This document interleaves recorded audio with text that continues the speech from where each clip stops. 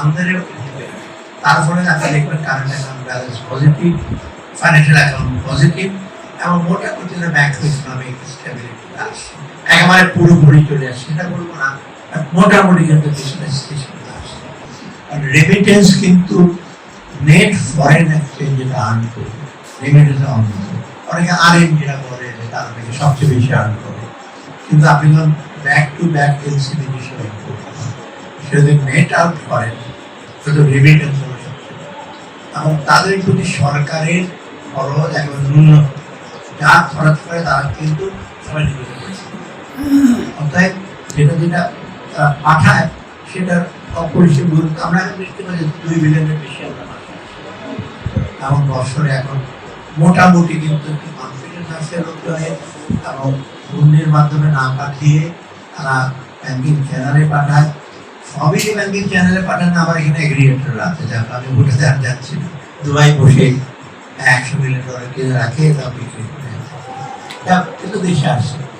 দেশে টাকাটা না আসাটা দুটা ক্ষতি, একটা হলো এই যে যখন হুন্ডির মাধ্যমে আসে টাকাটা, তখন রিলেটিভলি হুন্ডির লোকেরা ট্রান্সফার দিতে আপনার পরিবার হয়। সবচেয়ে বড় হুন্ডির মধ্যে টাকা আসে না, কারণ ওটা বাইরেই থেকে যায়, বহু লোকজন রেখে দেয়, আপনাকে টাকাটা পাঠায়। আছে না আপনাকে মেসেজ দিল একটা হুন্ডাকে কাট করে মানুষের করে দিয়ে চলে গেল, না আসলে পাওয়ারটা আসে বা পাউন্ড স্টার্টিংটা আসে, না আসার ফলে কি হয় আমাদের বৈদেশিক মুদ্রা দিতে হয়।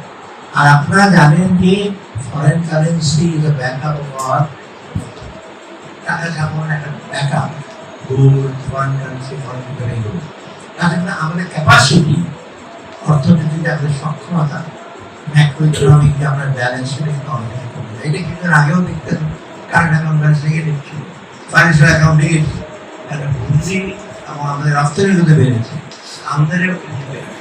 তার ফলে আপনি দেখবেন current account balance positive, financial account positive, এবং মোটামুটি ম্যাক্রো ইকোনমিক স্টেবিলিটি আসছে, একেবারে পুরোপুরি চলে আসছে সেটা বলবো না, মোটামুটি কিন্তু আসছে। আর যারা রেমিটেন্স যারা পাঠায় তাদের বাংলাদেশের যারা রেমিটেন্স পায় তাদের অত্যন্ত আমি বলবো এক্সপ্লয়েটেড অনেক।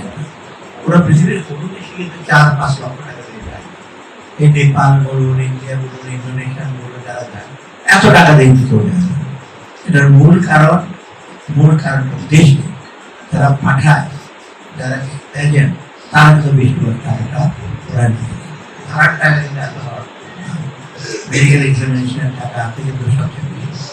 তারপরে আরেকটা হলো কি, এখন তো এই যে যারা রিক্রুটিং এজেন্ট তাদের করাপশন, তাদের এক্সপ্লয়টেশন, এইটার হস্তটা কিন্তু প্রসারিত হচ্ছে বিদেশে।